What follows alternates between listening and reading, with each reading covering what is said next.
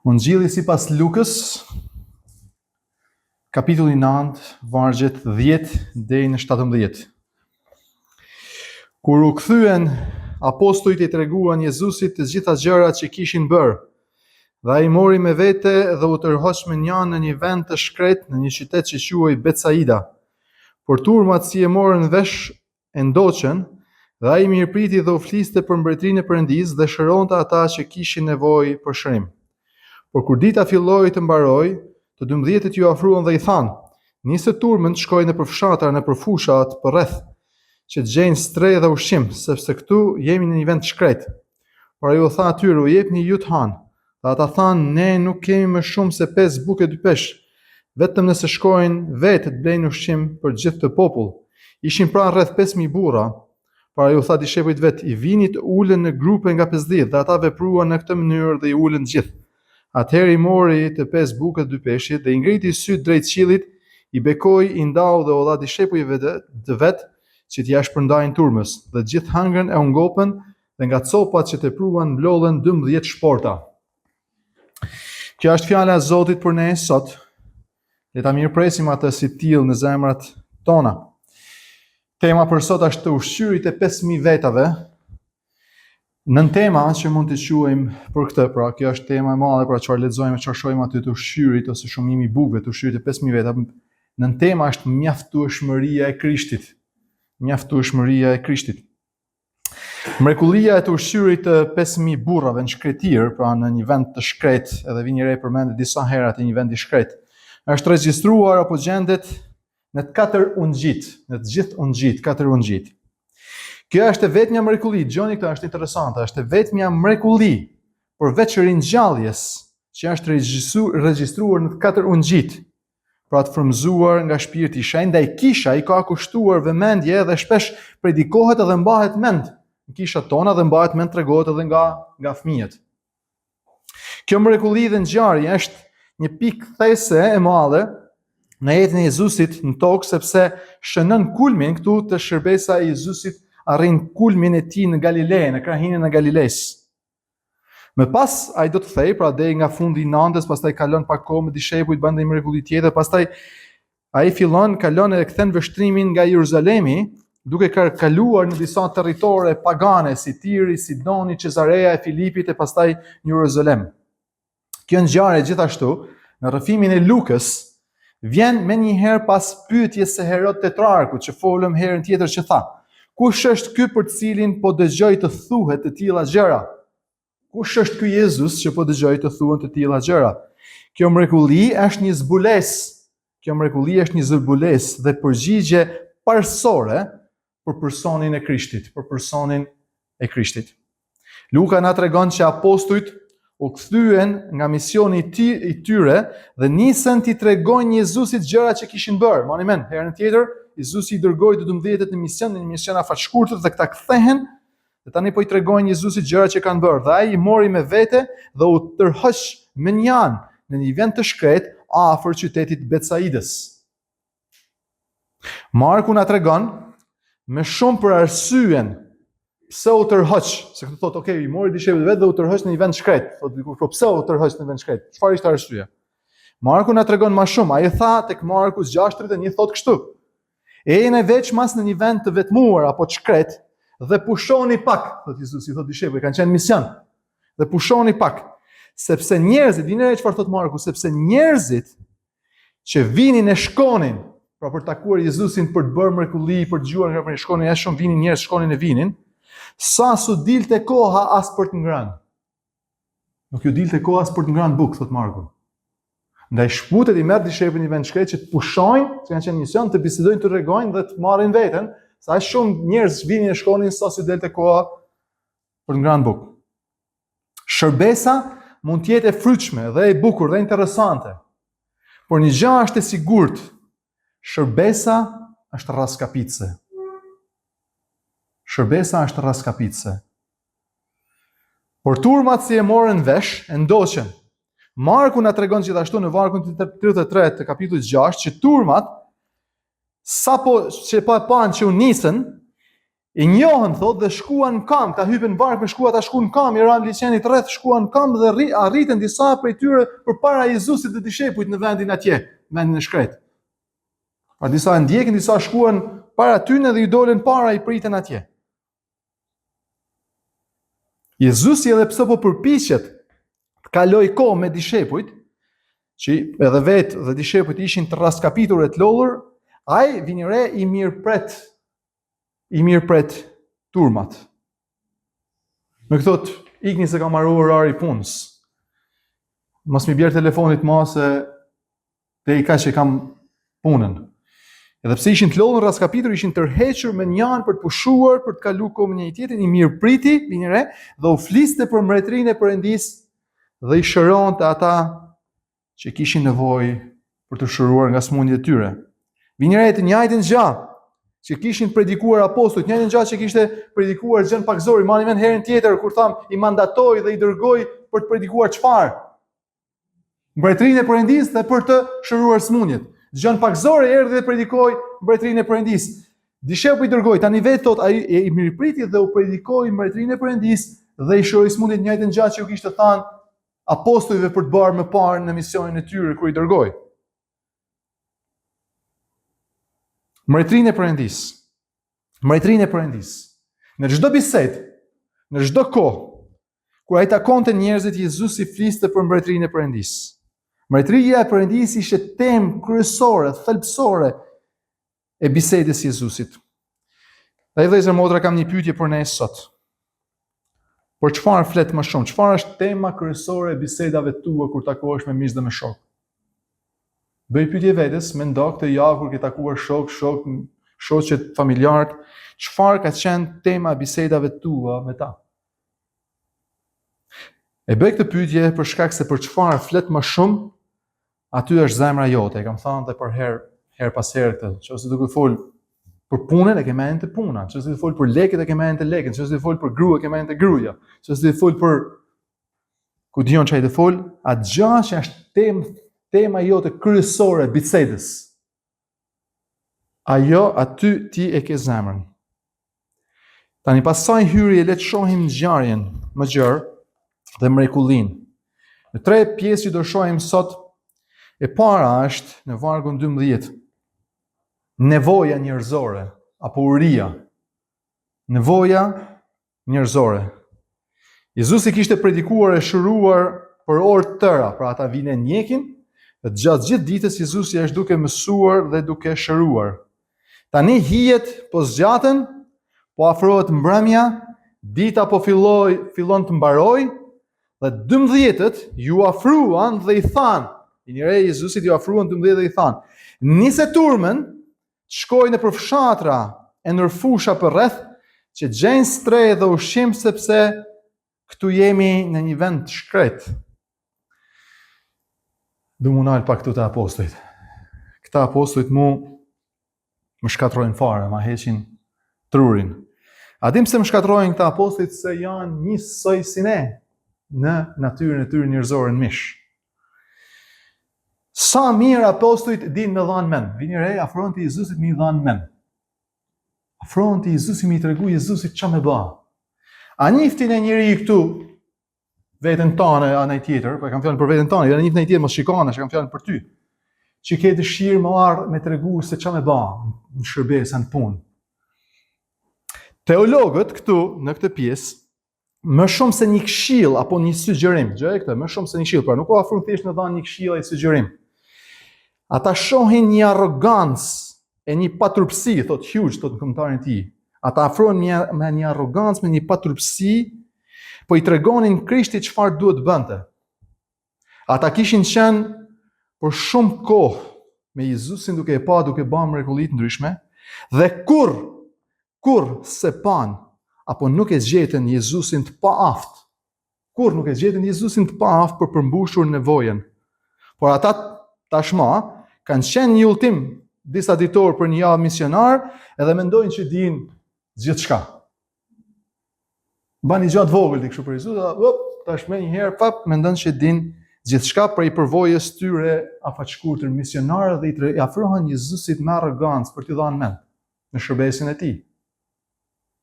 Mendojnë se rrugët dhe sugjerimet e tyre janë më të mira, por që duhet t'i bëj kush? Krishti. Vini re këtu çfarë thot? Thot, i afroni Jezusit dhe japin një mendim dhe japin një sugjerim, por vini çaj thot. Thuaj ju ti turma bëj ti. Mendi kam unë, mendimin e kam unë, po punën me i bë ti. Mend me i dhanën, punën me i bë Jezusi. Nisë turmën ti bëje, por sugjerimi është jani, ideja është e jana. Mend dhe idet t'japin, pra thot nisi, Jezusi bën një mrekulli për ne, në ndodh që ka bën një mrekulli me ne, por jo shumë kohë pas kësaj situate që ai ka bën diçka të mirë për ne, të madhe për ne, vjen një situatë tjetër dhe ne mendojmë se është i pamjaftueshëm për situatën tjetër, pra një situatë ka qenë mjaftueshëm i Zotit Jezus me kry, por kur vjen një situatë pak më e vështirë, tash janë 5000 veta që dojnë bukë. Atëherë është i pamjaftueshëm dhe ai s'mundet mi dhanë zgjidhje kësaj situate dhe kemi guximin dhe arrogancën t'i themi Jezusit se çfarë duhet bëjmë. Dhe i bëjmë edhe ne me jetën tona. Dua këtë gjë dhe duhet më japësh u bëje kështu si dua unë. Ky varg tregon nevojën tonë të madhe, jo vetëm fizike, nevojën tonë të madhe, se nuk unala shumë të nevoja fizike, se e kuptojmë ato, jo vetëm nevojën tonë fizike për ushqim dhe gjithë turmës, por tregon nevojën tonë të madhe për besim në Krishtin, për konfidencën të, për me mendu se ai është i mjaftueshëm dhe din mjaftueshëm gjithçka dhe është mjaftueshëm i Zotit për çdo situatë tonën, për të siguruar e për t'ia dalë. Kjo tregon që ne jemi nevojtar gjithë. E këtu janë nevojtar jo vetëm turmat që kanë nevojë për ushqim, por janë nevojtar gjithashtu dishepuj që kanë nevojë për besim në mjeshtin e tyre më shumë e vazhdimisht se sa për t'i dhënë mend atij. Në pjesën e dytë në vargjet 13 dhe 16 do shohim sigurimin, ai siguron apo mrekullin e shumimit bukës apo të ushqyerjes së 5000 vetave. Tani për veten time, edhe sikur Jezusi mos kishte bërë dhe zërmotra asnjë mrekulli. Edhe sikur Jezusi mos të ishte Zot, mos të ishte hyjni. Edhe nëse Jezusi nuk do të ishte ringjallur nga vdekja, do të ishte thjesht një profet si Isaia, si Gjan Pakzorit, si çdo profet tjetër, edhe do të kishte nis fenë e tij e krishterë jezusiane, unë do kisha qenë një krishterë. Do kisha zgjedhur këtë fe të Jezusit, dhe nëse nuk ishte hyjni Zot mrekullibërës, nuk do ishte ringjallur. A dim pse? Do mjaftonte për shkak zgjuarsisë të tij. Zgjuarsia e tij është e përtej normale, se nuk ka dikën tjetër më të zgjuar se Jezusi. Mos ishin asnjë ato tjerat. Vini re përgjigjen e Jezusit. Përgjigja e Jezusit, Jezusi i përgjigjet sugjerimit të apostujve duke ju sugjeruar edhe ai një ide që ta bëjnë ata. Ata i thonë Jezus, nisë turmën, shkojnë në për qytete, në për fushat, hanë bukë, s'kana që mi bëj e ti, po t'japim men. Edhe Jezusi i thot, vini re, ju këthohet me ide tjetër. Thot, ju jepni ju të hanë, bani ju, me që keni ide, jeni zgjuar, po pse se bani vetë? Po jepni ju të haj. Jepni ju të haj. Dhe me njëherë, sa i thot, jepni ju, bani ju, ata kthehen mbrojtje. Jo, po unë, a keni bure të vetja ju i një gjanë si punë e kësaj? Ne nuk kemi, me që me dhane që kretë, mos në vend ne, që të bëjmë na? Unë në Facebooke, 2 peshë. Ja, ndash me bënë 3, se na s'bajnë gjanë. Edhe këto Facebook dhe 2 peshë, nuk i kishin tynet. Gjoni 6-9 thot që një djalosh kishte Facebook e 2 peshë, që ja kite dhanë nana, por drejk mi hangër me veten, edhe ajo ofron, ai djali doli se fëmijët janë sinqertë, thonë, a keni gjë po mort, ajo pun fëmijët, se vagen ai tjetër me bark malli kite fut thellë strajc. Kështu që një djali i vogël i kishte Facebook të 2 peshë. Edhe vetëm nëse shkojmë, thot po shikojmë te Gjoni, thot vetëm shkojmë të blejmë ushqim. Në fakt Filipi tek Gjoni 6:7 Filipi thot, edhe nëse shkojmë me ble buk ne në qytet për ta, nuk mjaftojnë 200 denar buk, 200 denar buk që të kenë vetëm kajtëso buk. Jo mungo, por kajtëso buk. 200 denar, 1 denar është rroga 1 dite. Viti ka 360, po ishte gati më shumë se gjysmë e vitit me punu dikush, mos më hanë 7 rroga të një personit, ku diun sa rroga mesatare ja ka u doshin pak ja 3-4 milion lek, a din, që më shku mi dhon ty në kajtëso buk. Koston, mi dhon kajtëso buk, të banë shku na duan ja 4 milion lek, më shku me blej kajtëso buk për secilin thot Filipi. Këtu ka një kuptim të çmuar dhe të urtë nga Perëndia, thot Hughes. Se Perëndia, duke ju thënë atyre jep një ju të hajnë. Perëndia është i urtë. Perëndia janë, Zoti jonë është i mençur, nuk ka thjesht nevojë për mend.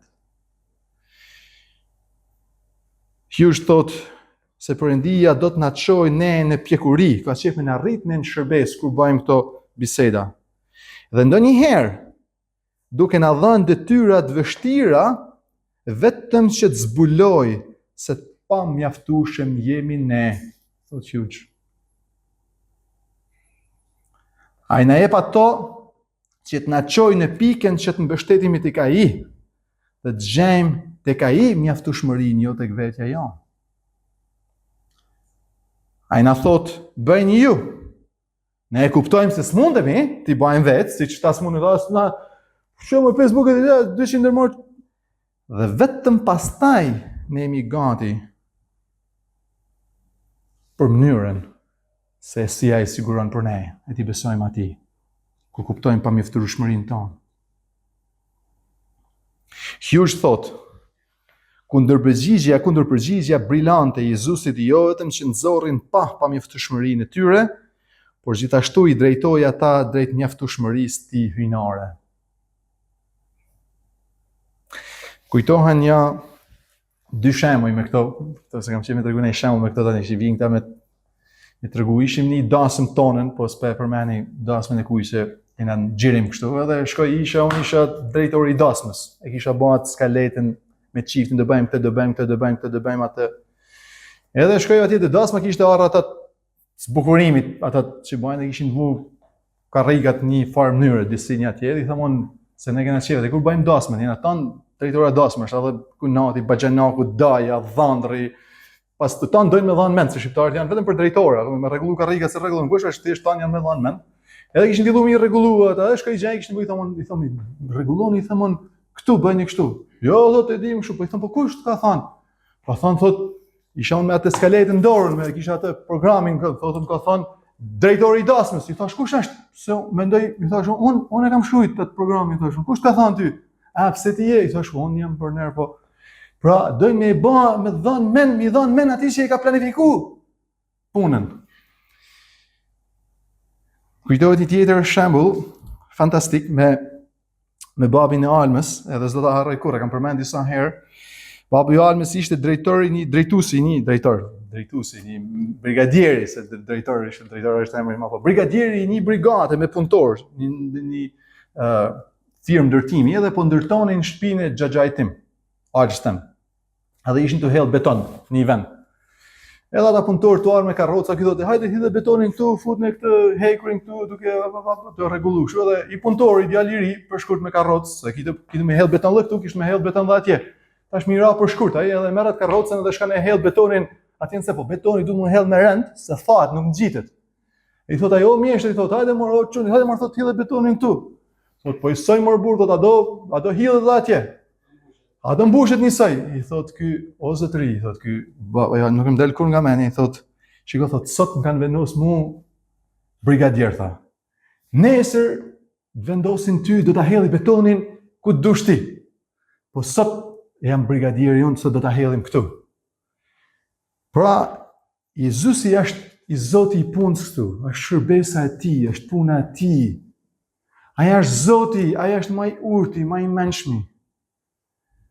I shkojmë ne Jezusin në shërbesën e tij, nuk na vjen Jezusi ne në shërbesën tonë. Jezusi nuk bëri siç ata sugjeruan, por ju dha drejtimin e tij. Ai ka idenë, ai ka vizionin, edhe në fund edhe ai marrën përgjegjësinë. A din çfarë është puna jonë? Dhe na më bën muhabeti më dhan men, pastaj bën me dal keq, më thon, po jo, kështu pse bën e keq? Po jo, Jezusi më tha.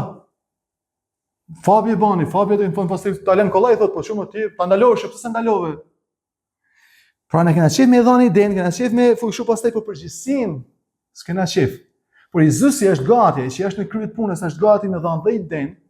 Është gati edhe me shërby, edhe me siguru, dhe me majtë përgjegjësinë. Ai ka majtë përgjegjësinë mbi veten e tij, ka shkuar ka vdekë në kryq për ne, se ka lënë dikujt tjetër. Dhe Jezusi thot uluni në grupe, i tregon jo vetëm që ai do siguroj, nuk i thot çonin në qytete, as shkoni në qytete dhe bini bukën, po i thot aty ku janë, thjesht rregulloni, sistemoni në grupe 50-shme, ulin në sofër, 50 nga 50, 50 nga 50, në mënyrë të organizuar ashtu si ai don. Dy histori nga dhjata vjetër mund të na kujtojnë e mund t'i bëjnë një hon kësaj historie. Është në dhjatën e vjetër tek dy mbretërit. Tek dy mbretërit është një histori shumë interesante e shumimit të bukëve, se ka edhe në dhjatën e vjetër shohim mrekullime shumimin e bukëve. Te dy mbretërve, kapitulli 4, sa da gjej një sekund. Kur kemi mbretërit? Se jam te kronikat, për nëjë nuk më del. Ashtë se se më del kjo. Te dy mbretërit, kapitulli 4.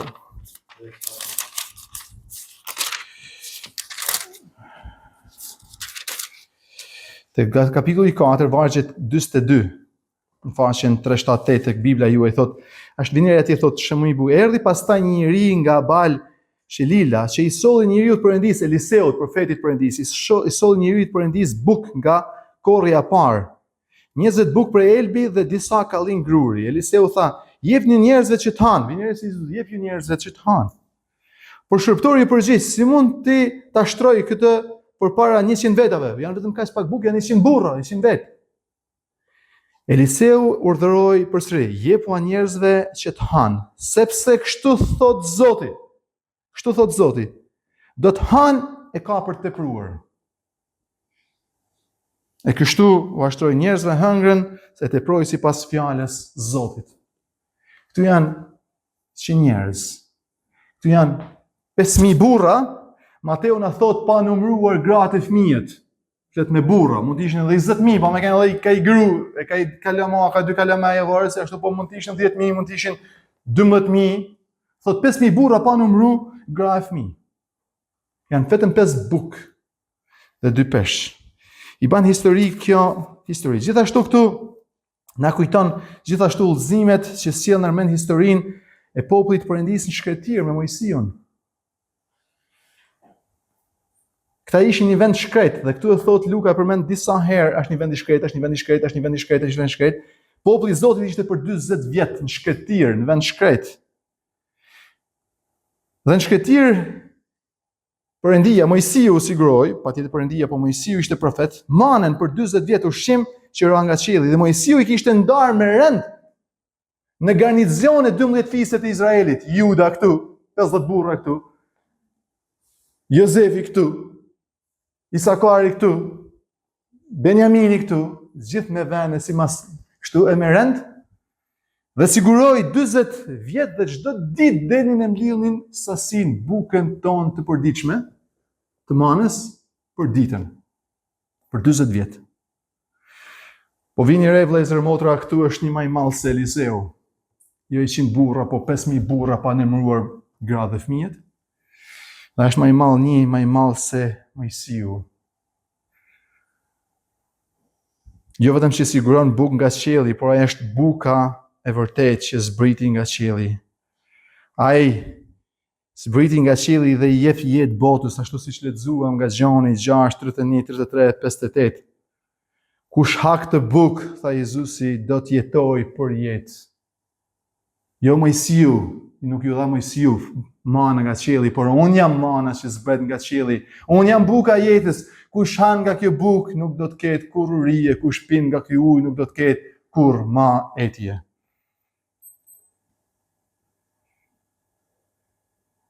E vini re atëherë, ai mori 5 bukët dhe 2 peshqit dhe i ngriti syt nga qielli, e bekoi e ndau dhe tha, e alla dishepujt vet që ta shpërndanin. Ai është siguruesi hyjnor që i jep bukë, dhe është vetë siguruesi jon që i jep bukë nga qielli, po dhe jep jetën e vet për ne. Ai ishte mes 12 apostujve kur i ngriti syt nga qielli dhe tha këtë bekim fakt tradicional që e gjen të ruhet në Mishnën hebreje, që thot, i bekuar qofsh ti o Zot, Perëndia ynë, mbreti i botës, që na jep bukë nga toka. Ky është bekimi hebrej që gjejmë tek Mishna. Dhe të gjithë aty thanë amen dhe dishepujt e shpërndan. Vini re, Jezusi nuk u përfshi në idenë e dishepujve. As për t'i shpërnda, as për t'i çuar këta në qytet me blej 12 bukë, ai veproi me idenë e vet, me sigurimin e vet, por i përfshiu dishepujt në shërbesin e vet. I përfshiu dishepujt të bajnë shërbesin dhe idenë dhe qëllimin e vet, jo me shkuaj mas idesë dishepujve. As mi çuar në qytet, as mi shpërnda turmën. E kemi parë Jezusin në tregimin e Lukës si Zot natyrës, kur ai qetësoi stuhin, po si Zot mbi natyrshëm kur u përball me demonët, si Zot jetës kur i ngjalli të vdekurit. Por ai gjithashtu jo vetëm Zoti i jetës, por është mbajtësi i jetës, ai është siguruesi i jetës. Ai nuk na jep vetëm jetë, ai e mban jetën tonë, vëllezër e motra. Ai siguron për jetën tonë gjithashtu. Ai nuk është na ka krijuar vetëm jetën, na ka lëshuar një tjetër dhe bani çdo ne na siguron për jetën, ai e mban jetën tonë dhe siguron vazhdimisht për jetën tonë. Kush është ky? Kush është ky për cilin po dëgjoj të tilla gjëra? Pyeti Herodi tetrark. Ai është Zoti ynë, është Zoti i jetës, është Zoti siguruesi, është Zoti i mjaftueshëm për jetën dhe për shpëtimin dhe për sigurinë tonë të përjetshme. Në pikën e tretë dhe të fundit shohim ngopjen apo kënaqësinë njerëzore, vargu 17. Çfarë thotë? Dhe gjithë hëngrën e u ngopën, dhe jo vetëm hëngrën, jo vetëm nga një copë. Filipi tha, ti çojmë, na duhet bëjmë shku në qytet. Na duhet paktën 200 denar bukë, më u dhan vetëm nga i copë, i racion, i tollën. Vini re çfarë thotë tu? Edhe s'do mjaftonte, thot 200 denar bukë më u dhan nga i copë. Vini re këtu thot hëngrën sa deshën, sa ishin ngopur, se fjala këtu në fakt është plot, të plas. Më thonë me shqip, na ishte froni barku të plas, kanë hëngër derisa të plas. Kjo është ngopën, është ka thënë, do të më thonë fjalën e bukur shqipe, s'do të thotë ti plas planci. E kupton? Janë plot, janë full, janë froni, janë të zonë gjum, janë aj. Janë aj të hëngër. Kanë hëngër shumë se si dihet se janë shkretir, nda duhet edhe për rrugë, se kanë edhe 10 kilometra më këtu te shtëpia. Kanë hëngër sa kanë dashur, jo më kaq copës me edhe i kanë tepru 12 kosha. Ushqim mrapa, aq shumë kanë hëngër, se mos më pa ngopë kishin hëngër edhe ata që kanë ngel. E mani mend atë historinë që shkoi ai generali në ushtri edhe në kohën e partisë, edhe i tha ai komandanti i tha kur vin generali me pyet, thoni për ushqimin, a ju del ushqimi, thuj na del në natë pranë. Erdhën i pyetja, ata ishin tu ngordhi, i tha generali, a ju del ushqimi? Po, më tha na del natë pranë. Tha po me teprica ç'a bani? I ha mes na dalin. I ka ash mjaftueshëm ushqim sa kanë ngel. Jezusi siguroi më shumë ushqim se sa mund të hanin. Më shumë se sa mund të hanin, mjaftueshëm se sa mund të hanin. Jezusi është i mjaftueshëm dhe siguron më shumë se ne kemi nevojë. Dhe kur i mlodhën kishin tepruar 12 shporta. Gjoni na tregon se kjo ngjarje ndodhi kur festa e Pashkës po afrohej. Dhe Jezusi po shkonte drejt Jeruzalemit, atje do të flijohej për ne në kryq. Duke treguar me këtë që jeta dhe vdekja e tij dhe vetë trupi i tij është ushqimi jon, ai është i mjaftueshëm për ne. Jeta dhe vdekja e tij është e mjaftueshme për ne, që kushdo që beson të, kushdo që merr e beson të, ka gjithçka mjaftueshëm që i duhet për këtë jetë e për tjetrën. Marku dhe Gjoni, tani historia marrën këtu dhe ne nuk e kuptojmë, kush e kupton këtu, po çfarë është qëllimi? Okej, ka marrë disa uja, janë të rritur, Jezusi me hangër, shkojnë në shtëpitë vet. Çfarë është? Jezusi nuk kam thënë 1.000.000 herë, nuk bën mrekulli kështu si ekzibicionist. Ai bën mrekulli me dhënë mësim me dal dikun, dhe mësimin e gjejmë atje tek Gjoni ku lexuam. Po Marku dhe Gjoni hedhin dritë dhe japin kuptim kësaj ngjarje. Marku 6 na tregon që Jezusi i nisi natën, pra bën këtë mrekullim dhe shohim pastaj i nis natën me varg dishepujt dhe i thot kaloni në anën tjetër. I nis përpara, thot shkoni përpara, ai rrin këtu ku është. I thot shkoni në anën tjetër. Dhe kur shkojnë në gjysmë të liçenit ata natën, Jezusi fillon duke ecë kam. Dhe ju shfaqet atje në kam. Ata të merron duke menduar se është një fantazëm mes liçenit, një njerëz që ecën në kam mes liçenit natën, me tëra pika, me pa prej frikët. Ai thot shqetësoni ju se jam unë, hym varg shqetëson. Dhe Marku thot një gjë shumë interesante. Te vargu 51-52.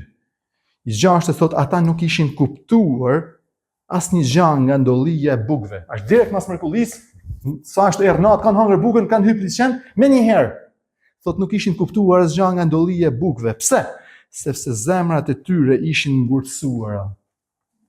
Nuk e kanë kuptuar që Zoti Jezusi është hyjni, siç Perëndia siguron bukën nga qielli manën, Jezusi siguron dhe i bukë, ai është Zot, ai është hyjni, nuk e kishin kuptuar fare. Atëherë ai qetson stuhin e ecën kam. Po tash janë të ecën kam nuj. A kuptoni gjë? A jeni kun kësajte? Pastaj Gjoni, dhe mund shkojmë bashkë pak te Gjoni 6 dhe jemi duke mbyllur. Dhe tek Gjoni 6 vini re, Gjoni 6 është shëmimi i bukës, kjo që pam. Dhe direkt mas shëmimit të bukës vini poshtë është Jezusi ecën mbi ujë, që ju thash unë. Dhe sa dalin në bregun tjetër pastaj të nesërmen, pra në darkë ka shumë bukët, natën ka ecë nuni, ka dalë në anën tjetër, në mëngjes mlidhen turmat dhe Jezusi jep këtë mësim që vllau e lexoi, buka e jetës. Të nesërmen pra thot, mas ecin s'det, turma ishte në bregun tjetër, në det, vini re, janë kanë ndodhur kjo mrekulli, thot, vargu 23 afër vendit ku Zoti kishte shumuar bukën, ku ishte falendruar dhe kishte bërë shëmimin. Vini re, vargu 24 filluan ta kërkonin Jezusin, turma ta kërkojnë prap Jezusin, dhe e gjetën Jezusin, le ta shohim pra pak këto turmat kur e pa Jezusin nuk ishte atje, as dishepujt e tij hipën, edhe ata në përbarka dhe erdhën Kapernaum duke kërkuar Jezusin dhe si e gjetën për të ditë e pyetën i thanë, mësues, kur erdhe këtu? Vini re tani përgjigjen brillante të Jezusit dhe arsyeën e mrekullisë shëmimit bukëve. Jezusi u përgjigju aty, u tha atyre, në të vërtetë po ju them, ju më kërkoni jo pse pat shenjat. Jo se kam bërë mrekulli, jo se ecim mbi det, jo se kam rritë gjallë degrit, se kam dëbuar demonet, jo për këtë arsye, por sepse keni ngrënë bukë dhe unë gopët, apo jeni frym, me thanë fjallën, jeni të plas, keni ardhur për me hangër prap si që hangër dje me mush barkun. Shqip. Mos punoni për ushqimin që prishet, ai buka që keni hangër e fry barkë, është fry prap nga që keni mush dje, po është fry natën, keni ardhur me mush prap se barku ka ai të keq shfryhet prap. Mos punoni për ushqimin për që prishet, për ushqim sa i prishet pra. Tretet duhet më hangër prapë për ushqim që mbetet për jetë, të cilin do t'ja u jap biri njeriu, sepse atë e vulosi Ati Perëndi. Vini vargun 35.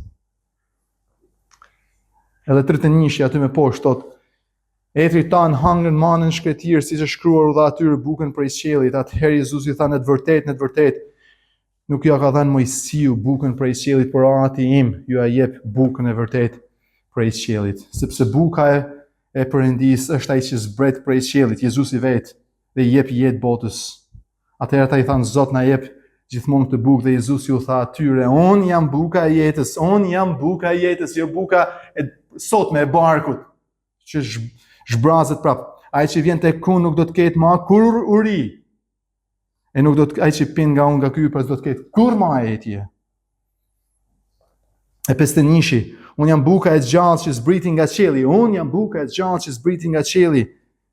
Kush ha nga kjo bukë do të jetojë për jetë. Dhe buka që unë jap është mishi im. që të jap jetë botës, mishi trupi im që do të vdesë në kryq të jap jetë botës. Edhe 58-a, kjo është buka që zbriti prej qiellit. Nuk është si mana që hangren etrit tuaj dhe vdiqen, kanë hangren 40 vjet ata, por nuk ta nal plakin, se han buke me vdekje ditë. Jezusi mund ta sigurojë bukën tonë të përditshme, për ditë, por kemë vdekje ditë. Kush hak të bukë, kush beson në Zotin Jezus, do të jetoj për jetë, nuk do të vdes kur. Lumë ata që kanë uri për Jezu Krishtin. Lumë ata që kanë etje në zemrën e tyre për fjalën e tij, për Jezusin vetë. Sepse ata do të ngopen, vëllezër motra. Ata do të ngopen. Ata do të kenë jetë përjetshme. Amen. Le të lutemi.